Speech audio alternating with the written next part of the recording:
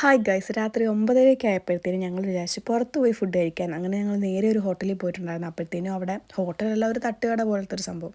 അപ്പോഴത്തേനും അവിടെ ഫുഡെല്ലാം കഴിഞ്ഞിട്ടുണ്ടായിരുന്നു. അങ്ങനെ ഞങ്ങൾ പിന്നെ നേരെ ബൈപ്പാസിലോട്ട് പോയിട്ടുണ്ടായിരുന്നു. ഞാനും ഫായ്സും അജുവും ഉണ്ടായിരുന്നു. അങ്ങനെ ഞങ്ങൾ കാന്താരിയിലോട്ടാണ് പോയത്.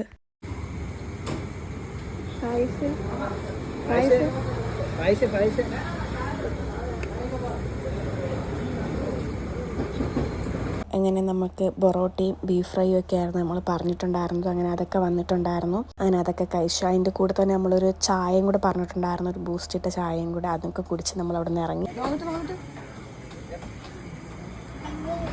എനിക്ക് തരുമോ?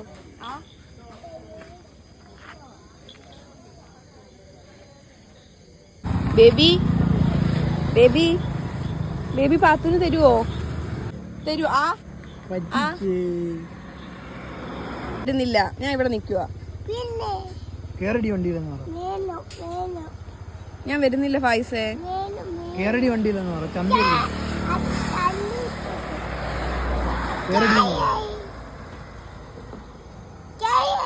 എന്റെ കെട്ടിയോൻ പോലും എന്നെ ഇങ്ങനെ ഭരിച്ചിട്ടില്ല.